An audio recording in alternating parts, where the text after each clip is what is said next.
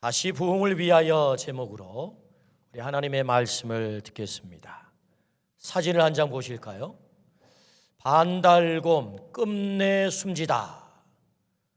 1983년 설악산에 마지막 남아있었던 17년생 반달곰이 밀렵군에 의해 총을 맞고 죽게 된 기사가 실렸습니다. 이렇게 멸종된 반달곰을 다시 복원하자, 생태계를 회복시켜보자 라고 나라는 애를 쓰기 시작했습니다. 2004년 연해주에서 반달곰 6마리를 들어왔습니다. 그래서 그 6마리를 지리산에다가 방사를 했습니다. 다음 사진 한번 보여주실래요? 그래서 이렇게 새끼가 방사된 곰들이 새끼를 낳아가지고 계속 번식을 해서 지금은 지리산에 한 60마리 정도가 반달곰이 살고 있답니다. 우리 반달곰은 아니지만 기분이 좋잖아요. 아, 생태가 복원되고 있구나. 우리 이해관계와 크게 걸려 있는 것 같지는 않지만 생명체가 이렇게 살아서 잘 성장한다, 번식한다, 기분이 좋습니다. 그래서 2004년부터 금년까지 16년 동안 이 반달곰 복원 프로젝트를 위해서 무려 사용된 재정이 280억 원입니다. 곰 새끼 살리겠다고 돈 많이 들였습니다.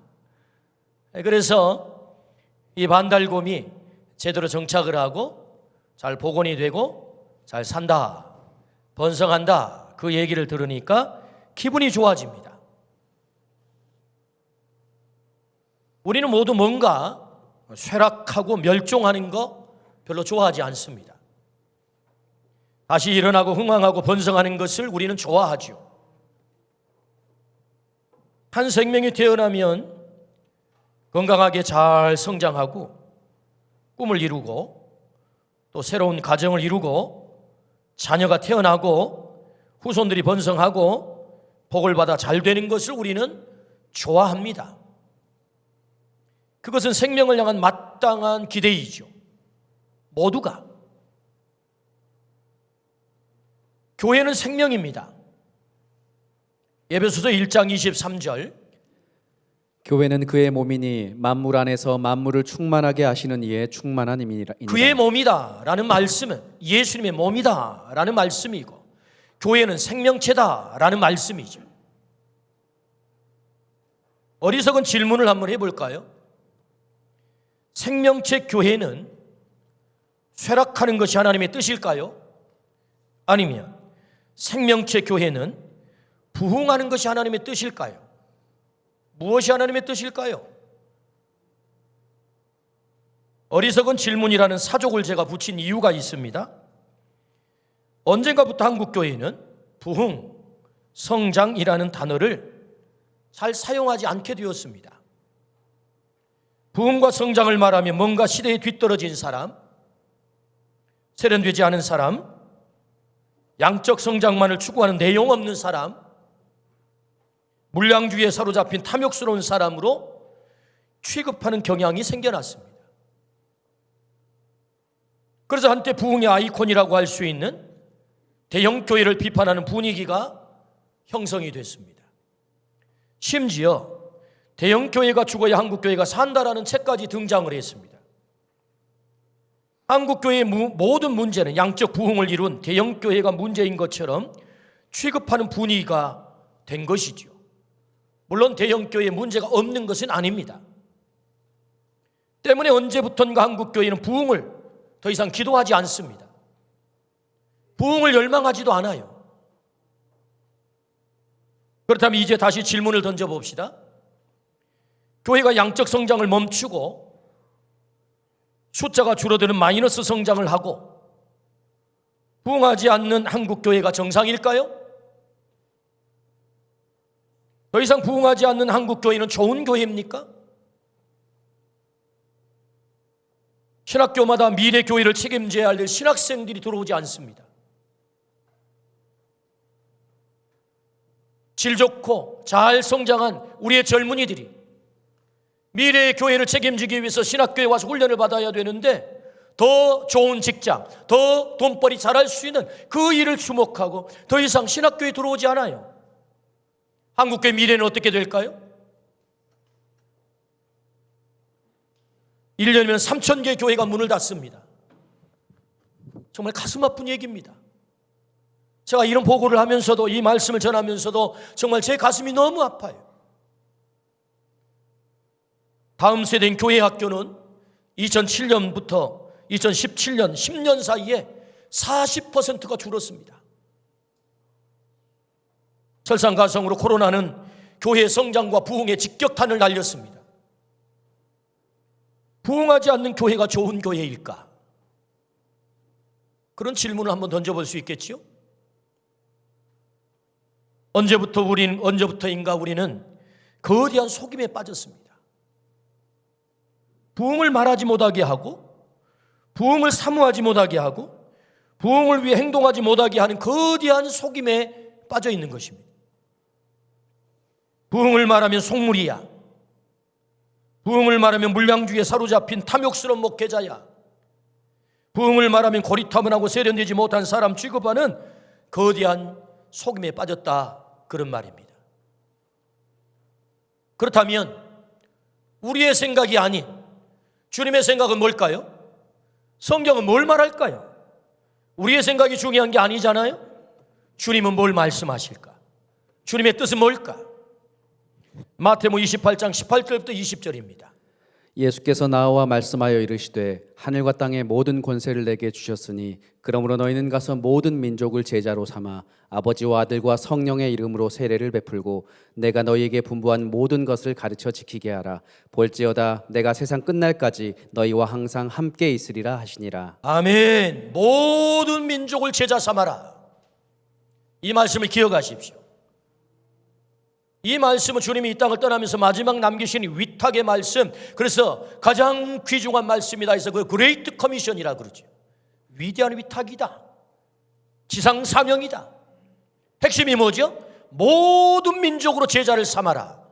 여러분, 이 말씀을 액면 그대로 해석을 해보자 한다면 5천만 모든 민족을 제자 삼으래요.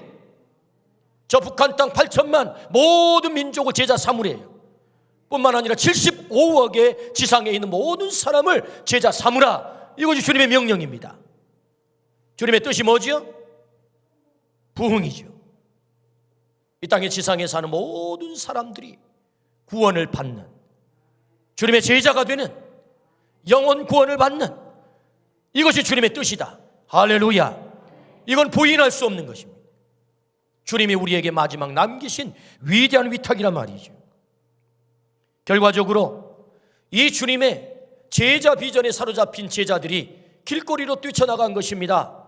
아, 우리가 제자로 살아야 되겠구나. 증인으로 살아야 되겠구나. 주님의 그 부흥의 열망에 사로잡혀 살아야 되겠구나. 그래서 예루살렘 거리로 뛰쳐나가 복음을 전하는 것 아니겠습니까? 어떤 결과가 찾아왔죠?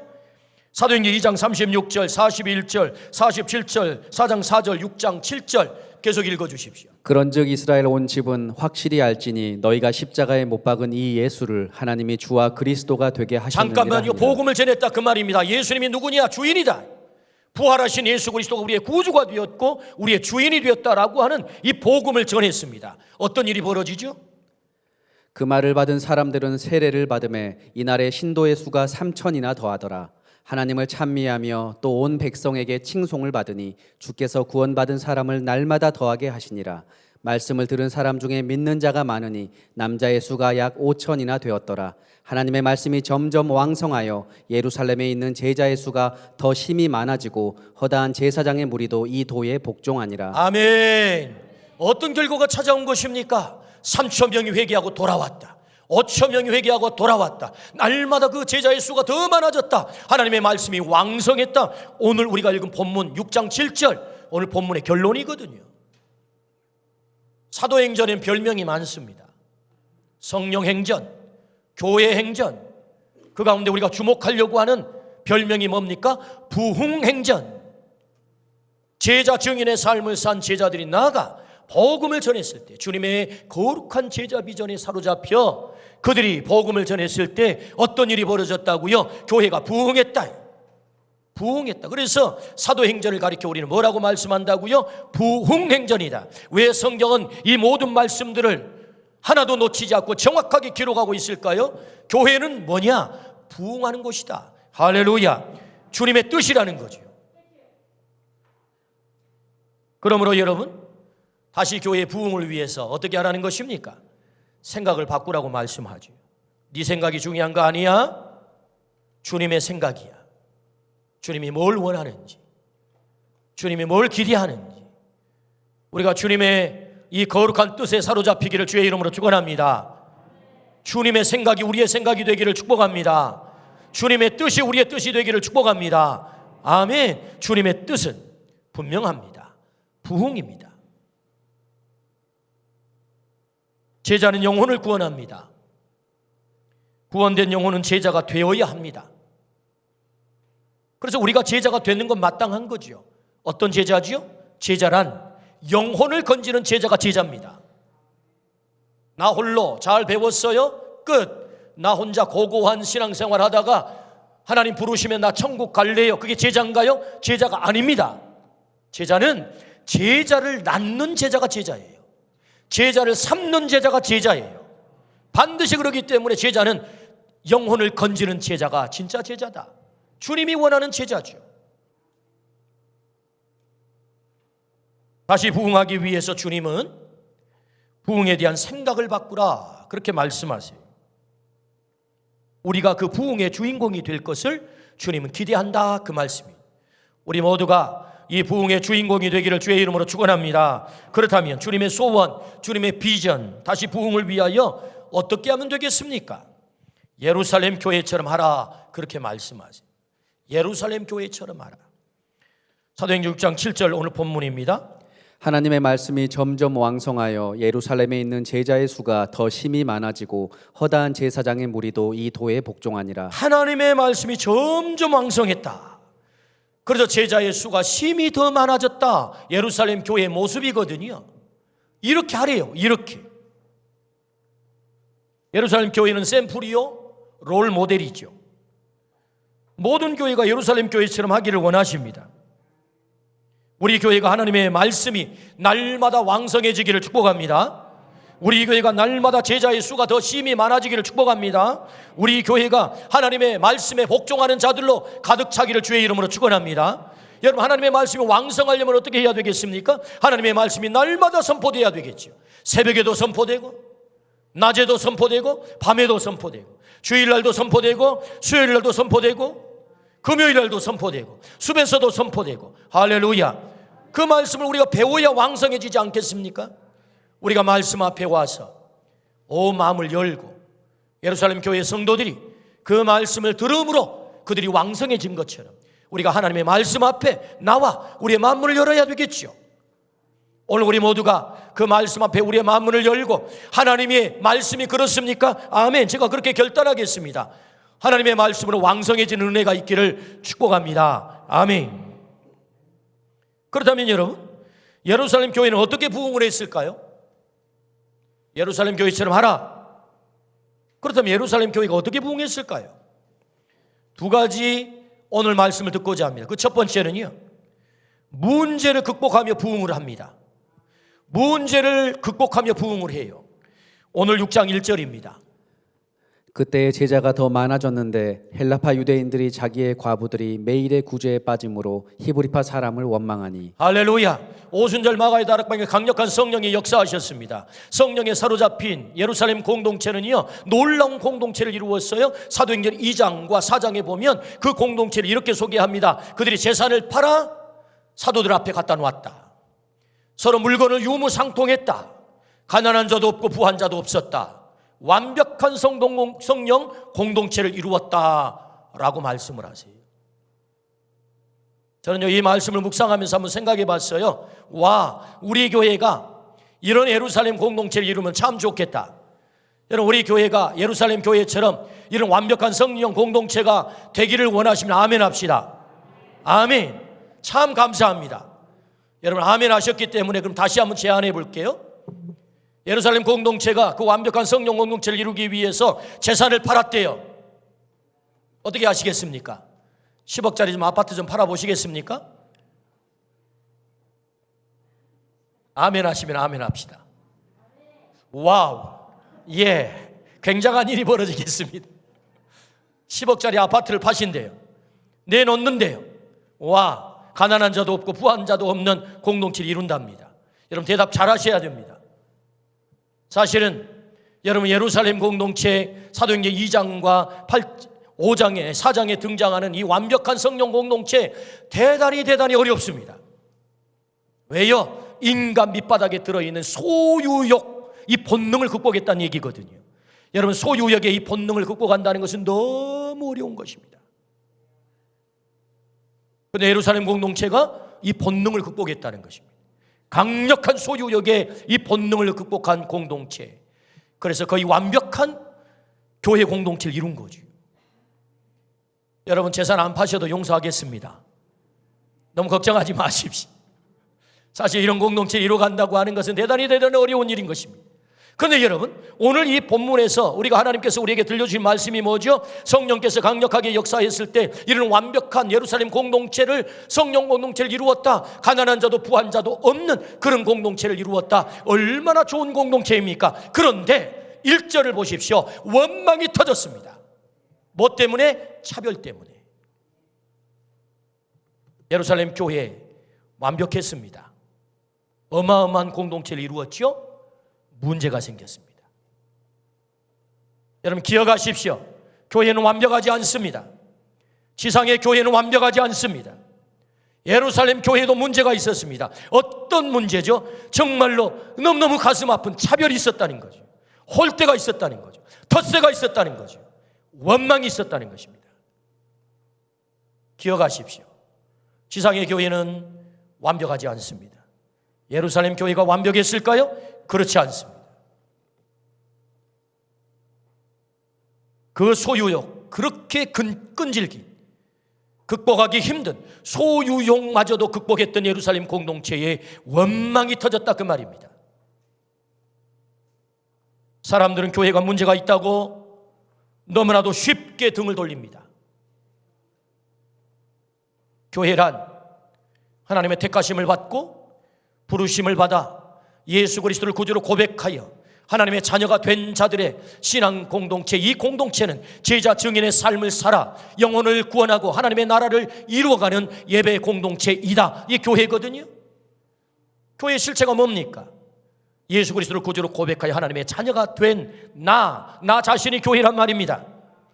우리 자신이 완벽하지 않잖아요. 어떻게 여러분의 인격은 완벽하십니까? 우리의 인격은 완벽할까요? 완벽하지 않습니다. 허점투성이 많죠.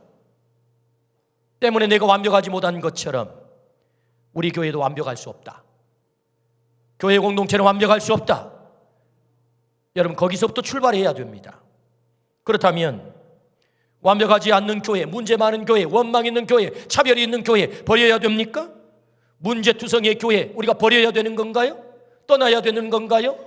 그런 교회 없애버려야 되는 건가요? 하나님은 그 교회에 문제가 많다 할지라도 그 교회를 너무너무 사랑하신대요.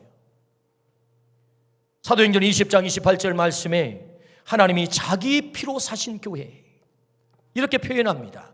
여러분 얼마나 교회를 사랑했으면 내 피를 주고 샀어. 뭐가요? 교회가. 여러분 생명 줬다는 것 아니겠습니까? 하나밖에 없는 아들 예수 그리스도를 핏값으로 지불하고 사신 게 뭐죠? 교회란 말이죠. 하나님은 교회를 그렇게 사랑한 줄로 믿습니다. 문제가 없어서가 아닙니다. 완벽하기 때문도 아니에요. 문제가 있어도 원망이 있어도 하나님은 교회를 사랑하세요. 나를 사랑하든 말이에요. 할렐루야. 하나님은 교회를 사랑하신다. 아멘 하십시다. 오늘 또 우리 교회를 사랑하신다. 아멘 하십시다. 자기 피로 값주고 사신 교회, 그것이 주님이 교회를 사랑하는 모습입니다. 하나님은 문제 때문에 교회 문을 닫는 것이 아닙니다. 그래서 본문의 7절 결론이 뭐죠? 그 문제투성이이지만 어떤 일이 벌어지는 것입니까? 7절 하나님의 말씀이 점점 왕성하여 예루살렘에 있는 제자의 수가 더 심히 많아지고 허다한 제사장의 무리도 이 도에 복종하니라. 할렐루야. 여러분 원망이 터졌어요? 그런데 오늘 본문의 결론은 하나님의 말씀이 왕성하고 제자의 수가 심히 더 많아졌다. 어떻게 했다는 것입니까? 문제를 극복하고 부흥을 시켰다, 이 말씀이죠. 문제가 있기 때문에 교회가 부흥하지 못한 게 아닙니다. 문제를 극복하면서 교회가 부흥되는 것입니다. 그러므로 여러분, 교회가 실망스러워도 교회 안에 있기를 주의 이름으로 축원합니다. 교회가 세상으로부터 손가락질 받아도 교회 안에 있기를 주의 이름으로 축원합니다. 그 문제가 때로는 은혜의 수단이 될 수 있다. 예루살렘 교회에 문제가 있었기 때문에 교회가 부흥한 것입니다. 때문에 그 문제는 뭐지요? 하나님의 은혜의 수단이 된 거죠. 그러므로 여러분, 하나님은 문제를 극복시키며 우리를 부흥시키기를 원한 줄로 믿습니다. 어떻게 부흥시키십니까? 문제를 극복하며 부흥시킨다. 문제가 있을 때 오히려 그 문제 있는 교회 안에 머물러 있을 때 하나님은 문제를 통해서 우리에게 더 큰 은혜를 허락하신다. 할렐루야. 두 번째는요, 어떻게 예루살렘 교회를 부흥시키죠? 오늘 3절 4절입니다. 3절 4절. 형제들아 너희 가운데서 성령과 지혜가 충만하여 칭찬받는 사람 7을 택하라. 우리가 이 일을 그들에게 맡기고 우리는 오로지 기도하는 일과 말씀 사역에 힘쓰리라 하니. 일꾼을 세워서 부흥시켜 가십니다. 일꾼을 세워서 부흥시켜 가세요. 성령 충만, 지혜 충만, 칭찬받는 사람, 그 자격을 갖춘 사람을 일꾼으로 택하라 라는 말씀이죠. 그러니까 이 일꾼이 선발됨으로 결국 어떻게 해요? 예루살렘 교회 문제가 극복됐다, 그 말입니다. 그래서 교회가 부흥이 찾아왔다. 그렇다면 여러분, 이렇게 택함받은 7 집사가 안수를 받고 일꾼이 됩니다. 오늘 일꾼이 되기 위해서 안수를 기다리고 있는 피택자들 기억하십시오. 이미 내가 집사의 직분을 받고 권사님의 직분을 받고 장로님의 직분을 받은 또 목사님의 직분을 받은 우리 모두가 기억해야 됩니다. 오늘 이 말씀을. 그 일꾼들이 문제를 해결하기 위해서 어떻게 했을까요? 세움받은 7 집사가 일꾼이 되어서 어떤 일을 했을까요? 오늘 저는 이 말씀을 준비하면서 깊이 묵상을 해봤어요. 7 집사가 안수받자마자 어디를 찾아갔을까요? 원망이 터지는 자리. 어떻게 이럴 수 있습니까? 교회가 이럴 수 있습니까? 어떻게 우리를 차별합니까? 어떻게 우리를 홀대합니까? 그 원망의 자리를 7 집사가 찾아간 것입니다. 여러분 잘 기억하십시오. 이 말씀을 잘 묵상해 보십시오. 그렇다면 여러분, 예루살렘 교회 당시 행정가가 누구죠? 목회를 하신 분이 누굽니까? 5,000명 성도들을 목양하는 분들이 누굽니까? 그들에게 음식을 나누어 주는 자가 누굽니까? 예수님의 12 사도들 아닙니까? 사도들이 이 일을 감당했단 말이죠. 그래서 오늘 성경은 이렇게 말하잖아요. 내가 이런 접대하는 일을 하다가 말씀과 기도하는 일을 전무하지 못하니 일꾼을 세워 우리는 말씀 기도하는 일에 전무할 거야. 그러니까 이전까지는 뭐 했다는 것입니까? 음식 나눠줬다는 얘기죠. 행정을 담당했다는 얘기죠. 교회 안에 많은 일들을 감당했다는 얘기죠. 그런데 여러분 잘 기억하십시오. 예수님으로부터 3년씩이나 훈련받은 주님의 사도들이 이 귀한 일을 하는데 어떤 일이 벌어졌다고요? 차별이 있었다고요. 원망 들을 만한 일을 원인을 제공했다고요. 여러분 히브리파 사람들을 왜 홀대했을까요? 이러면 안 되는 것 아닙니까? 교회가 이러면 안 되는 것 아닙니까? 적용해 보자면 어떻게 목사가 그럴 수 있어요? 어떻게 목사가 차별할 수 있답니까? 어떻게 홀대할 수 있어요? 어떻게 원망 들을 만한 일을 한단 말입니까? 이런 얘기와 똑같습니다. 김원웅 목사님 그렇게 하지 마세요. 이런 얘기와 똑같은 것입니다. 그때 일꾼들이 어떻게 했을까요? 그 원망하는 사람을 찾아간 거죠. 그들의 이야기를 들어주는 거죠. 얼마나 아프셨느냐고, 얼마나 힘드셨느냐고, 얼마나 상처가 되셨느냐고, 사도들이 당신들을 그렇게 대우함으로 얼마나 상처가 되셨느냐고 이 얘기를 들어줬겠지요. 그들의 아픔에 공감했겠지요. 그리고 그들이 그 문제를 해결할 때 어떻게 접근했을까요? 그들이 원망한 대로 어떻게 사도들이 우리를 차별한답니까? 어떻게 우리는 제껴둔답니까? 라고 할 때 맞아요. 그 사도들 못 쓰겠네 그랬을까요? 그 목사 못 쓰겠네 그랬을까요? 교회가 그러면 안 되죠 그랬을까요? 그들의 아픔을 들으면서 일곱 집사는 이렇게 접근했을 것입니다. 그러니까 문제가 해결됐겠죠. 맞아요, 성도님. 얼마나 마음이 아프셨어요. 얼마나 원망스러우셨어요. 그런데 성도님, 한번 생각해 봅시다. 5천 명의 성도들을 건사하느라고 우리 사도님들이 얼마나 분주했겠습니까? 얼마나 바빴겠습니까? 얼마나 힘들었겠습니까? 우리 사도님들이 성도님을 일부러 홀대했겠습니까? 일부러 차별했겠습니까? 일부러 원망 들을 만한 일을 했겠습니까? 하느라고 했지만 미처 미치지 못했을 것입니다. 우리 사도님 원망하지 말고, 사도님 지탄하지 말고, 그래서 우리가 있는 것 아니겠습니까? 일꾼 여러분 기억하십시오. 일꾼으로 선발된 여러분 기억하십시오. 일꾼으로 임직된 여러분 기억하십시오. 우리가 해야 될 일이 무엇입니까? 그래서 우리가 필요한 것입니다. 교회의 문제를 해결하기 위해서, 교회의 아픔을 해결하기 위해서 원망하고 차별하는 그 자리에 찾아가서 그들의 아픔을 들어주고 문제를 해결해주고, 이제는 우리가 그 문제를 해결하겠습니다. 그 아픔을 우리가 해결하겠습니다. 여러분 그렇게 하기를 주의 이름으로 축원합니다. 아멘. 말씀이 점점 왕성했다. 여러분 예루살렘 교회 7절의 모습 아니겠습니까? 그렇다면 말씀이 왕성했다는 말은 성도들이 사도들의 말씀을 잘 들었다는 얘기 아니겠습니까? 성도들이, 원망하던 성도들이 하나님의 말씀을 잘 들으려면 어떻게 해야 되겠습니까? 일꾼들이 가서 성도와, 원망이 있는 성도와 사도들과 그 사이에서 다리 역할을 했겠지요. 같이 원망하고 같이 손가락질하고 같이 지탄하면 그 원망하는 성도들이 사도들의 말씀을 어떻게 은혜로 듣겠습니까?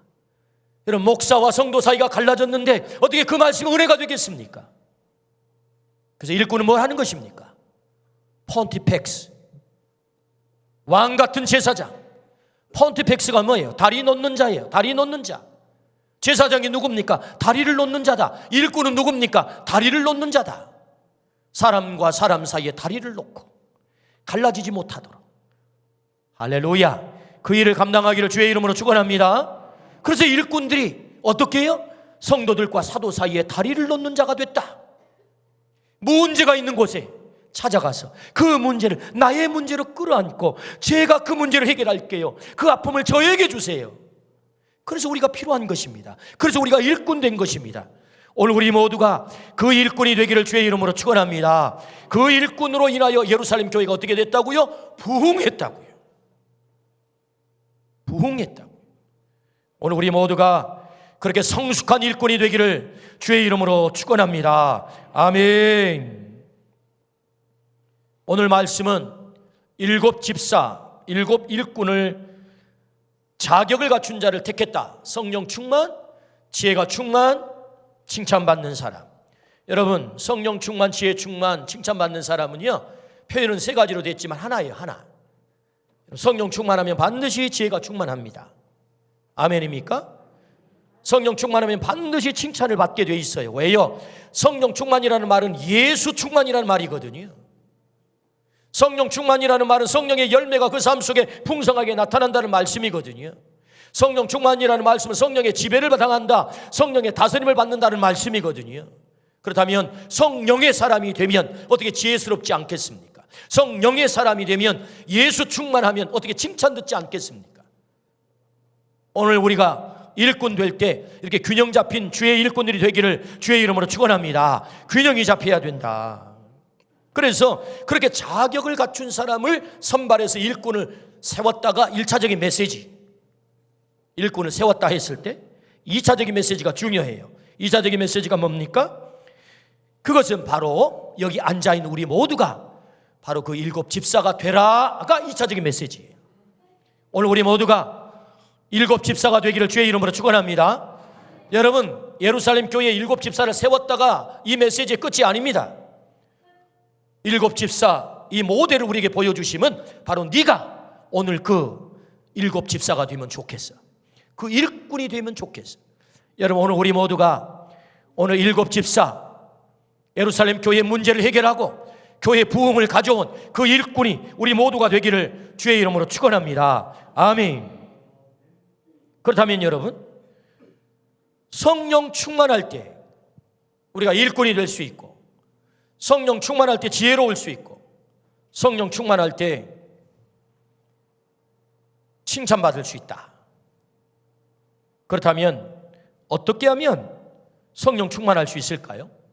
요한복음 20장 22절입니다. 이 말씀을 하시고 그들을 향하사 숨을 내쉬며 이르시되 성령을 받으라.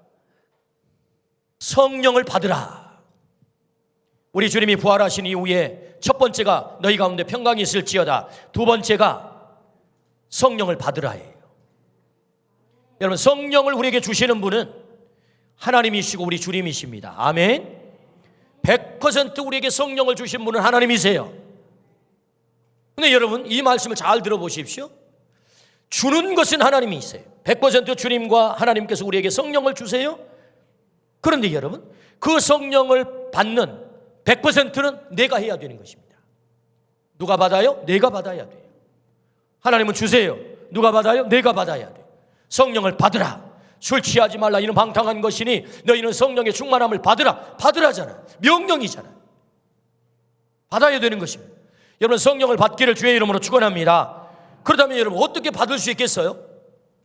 100% 나의 의지와 나의 행동이 되어야 된다는 거지요. 받으려면 1장 4절 5절입니다.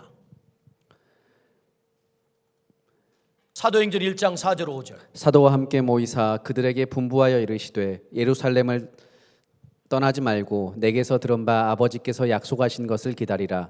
요한은 물로 세례를 베풀었으나 너희는 몇 날이 못되어 성령으로 세례를 받으리라 하셨느니라. 성령으로 세례를 받으리라. 성령 받으리라는 말씀이죠. 어떻게 하면? 기다리면, 사모하면. 어떻게 성령을 받을 수 있어요? 나의 의지, 나의 액션이 필요하다. 그 액션이 뭐지요? 사모하는 것입니다. 여러분, 성령님을 사모하기를 축복합니다. 성령님을 기다리기를 축복합니다. 사도행전 2장 38절. 베드로가 이르되 너희가 회개하여 각각 예수 그리스도의 이름으로 세례를 받고 죄 사함을 받으라. 그리하면 성령의 선물을 받으리니. 성령의 선물을 받으리라. 어떻게 하면? 회개하면. 회개하여 성령 충만하기를 축복합니다. 어떻게 성령을 받을 수 있어요? 회개하셔요. 여러분, 우리 신앙생활에 회개가 너무너무 중요해요. 회개. 그 다음에 어떻게 성령을 받을 수 있어요? 사도행전 4장 31절입니다. 빌기를 다함에 모인 곳이 진동하더니 무리가 다 성령이 충만하여 담대히 하나님의 말씀을 전하니라. 빌기를 다했다는 말은 기도했다는 말이죠. 빌기를 다했을 때 성령 충만했다. 그러므로 여러분, 우리 주님이 성령을 받으라 말씀하셨는데 어떻게 받을 수 있느냐? 그 성령님을 사모해야 되고요, 회개해야 되고요, 기도해야 될 줄로 믿습니다. 이것은 내가 받는 행위입니다. 받는 행위. 여러분, 누군가가 나에게 선물을 주면 나도 손을 내밀어야 될 것 아니겠습니까? 우리가 성령님을 받게 될 때 우리의 손 내미는 행위가 뭐지요? 사모하는 것이고 회개하는 것이고 기도하는 것이다. 우리가 빌기를 다하기를 주의 이름으로 축원합니다. 오늘 또 성령 충만하기 위해서는 다른 방법이 없어요. 왕도가 없는 것입니다. 주님 앞에 무릎을 꿇고 우리가 기도할 때, 그 성령님을 사모할 때, 그래서 애통하고 회개하고 돌아갈 때 오늘 또 약속된 그 성령을 우리에게 허락할 줄로 믿습니다. 아멘. 주님은 이 땅의 교회가 다시 부흥하기를 원하십니다. 다시 부흥을 위하여 부흥에 대한 생각을 바꾸라, 그렇게 말씀하세요. 네 생각 말고 주님의 생각. 여러분, 주님의 생각, 그 부흥의 생각으로 바꾸기를 주의 이름으로 축원합니다. 75억 제자가 되기를 원하는 것이 주님의 마음이에요. 그러므로 주님은 부흥 열망가십니다. 오늘 우리 모두가 이 거룩한 부흥의 열망과 그 비전을 품기를 주의 이름으로 축원합니다. 쇠락해가는 이 땅의 교회를 보면서 주님의 가슴이 얼마나 아프시겠어요. 우리 다음 세대가 주님 앞에 돌아오지 않는 그 모습을 보신 우리 주님이 얼마나 가슴이 아프시겠어요. 미래의 교회를 책임져야 될 신학생들이 신학교에 오지 않는 것을 보시고 우리 주님은 또 얼마나 가슴이 아프시겠어요. 교회에는 문제가 있습니다. 문제가 있기 때문에 부흥하지 못한 것 아닙니다. 문제를 극복하면서 하나님은 부흥시켜 가세요. 어떻게 해요? 일꾼을 세워 그 문제를 해결하면서 부흥시켜 가신다. 성령 충만하고 지혜가 충만하고 칭찬 듣는 바로 그 일꾼, 오늘 네가 바로 그 일꾼 되면 참 좋겠어. 우리 교회를 부흥시키는, 이 땅의 교회를 부흥시키는, 이 땅의 모든 민족을 제자 삼는 그 일꾼이 되면 참 좋겠어. 오늘 우리 모두가 바로 그 일꾼 되기를 주의 이름으로 축원합니다.